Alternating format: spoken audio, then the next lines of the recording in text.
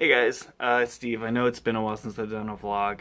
I usually do them on updates to retail, and retail issue 3 is still in the works, but I never like to do or announce anything premature, so I just wanted to do one quick about some comic book purchases that I've made recently. A good buddy of mine, Jamar Nicholas, who's an incredible creator, um, said I should do a vlog about one of the comics I told him about, and there was another one that I purchased that I also thought, oh, I'd like to talk about that too, so here it is. And by the way, Jamar Nicholas, incredible creator. He's done Fist Stick Knife Gun. He also has a book out now called Leon, Protector of the Playground. Definitely check it out. He's an incredible creator, incredible cartoonist. Great guy, too. Anyway, uh, the first book which I was telling him about is Peter Parker's Spider-Man #3. And you might be saying to yourself, Steve, what's so special about a late 90s comic about Spider-Man? Well, this is actually the first comic that I really remember having as a kid. I always loved Spider-Man from the cartoons in the 90s, but this is the first comic I really remember having as a kid and reading it and over and over again to the point where the cover eventually fell off.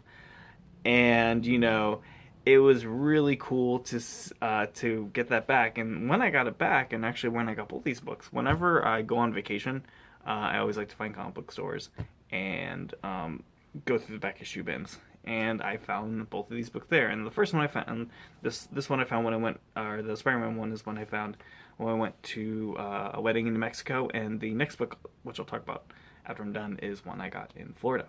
But anyway, it was so cool finding this book. And the big reason for me is, I don't know if I'd be making comics if it wasn't for this book. It had such a strong influence on me as a kid because it turned Spider-Man from a cartoon character into a comic book character. I knew he was a comic book character, but actually seeing him in the pages, seeing how a comic book is, really kind of almost changed my world a little bit. It's also made by some great people: Howard Mackie, John Romita Jr. Great team on it, and the book is special to me. It's maybe not special to everybody, but I think if you can go back and find that first comic that you read, it's always gonna have that special place in your heart, no matter who wrote it, no matter who did it. And it's cool to see this book and to read it with an adult's eyes. For one, to actually be able to enjoy it again, but then also seeing some things in the book that you didn't notice before, like creative teams, but then also little things like there was an ad for the upcoming Stephen Strange Marvel Knights series. And as an adult, of course, knowing how big Marvel Knights was to Marvel and really kind of propelled them to where they are today, with Joe Quesada, eventually becoming editor-in-chief. He's not anymore, but that led from Marvel Knights. And, it's cool to kind of see, the start of that. And it's Doctor Strange is one of my favorite characters. So it was really, really cool to see that. It was really cool to see the old ads. But for me, it was more just owning that comic again and being able to say, this is a special book, for me. And if it wasn't for this book, I may not be making comics. And, it's really, really cool to kind of have that tangibly in your hands again. Also, something that I can finally tangibly own in my hands, another book that meant a lot to me, and a book that I know that wasn't for, I wouldn't be making retail, is a book called Box Office Poison. For those of you who don't know, Box Office Poison is one of my biggest influences when it comes to retail, black and white relation comics, and I love Box Office Poison. It's definitely a book that pushed me into making comics, and I have the graphic novel. But when I was on vacation in Florida, there was a comic book store I went to that had a huge, back issues.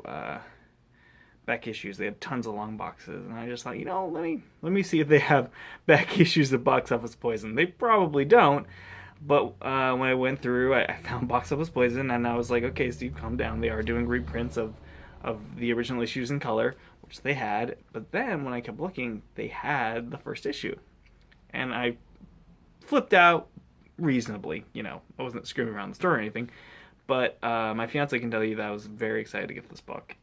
Again, just because it meant a lot to me. I didn't spend a lot on it. It was still cover price, $3.50. But it meant a lot to get this book. And the main reason is because it's because of this book that I'm making comics. It's because of both these books that I'm making comics. And I just really wanted to make a blog talking about how single issues, one kind of moment comics can really or even one moment in media can really change someone, whether it's a TV show, movie, book, comic book, whatever. There's always something that pushes a creator a little bit further. There might be some creators who say, well, I've always wanted to do it, and there wasn't a movie or anything that made me want to do it, and that's great. I know for me, though, reading these books, reading these comics, Spider-Man basically let me know that this is an art form. There are people that do this. These things exist. They're not just cartoons on the screen. And Box Office Poison was the one that basically told me that said, like, hey, you love stories about people, which, for anyone who talks to me, they know, like, I love the superheroes. But for me, I love just stories about people. And Box Office Poison was the book that told me, hey, you can make an incredible comic, that's just about people and still have it be entertaining and great. And finally being able to own these books was such a thrill for me, and it makes me so happy to own them. And I didn't spend a lot of money on them, probably less than $10 for both of them when it's all said and done. But it really meant a lot to have these in my collection. And I'm not much of a, I do get my books every Wednesday, but I'm not much of a going back in the back issues and collecting older stuff. I do that mainly when I go on vacation, but I always look for something special, and these are two definite finds that really meant a lot to me. So anyway, that's me with basically just a video blog about how a single issue can change your creative life, whether it's one from your kid or one from your adult. As you guys know, I will be if there's anything new with retail, I will be posting up on the Facebook page as well as my blog. You can always follow me on Twitter at Steve_Petro. Same with Instagram, Facebook page for retail.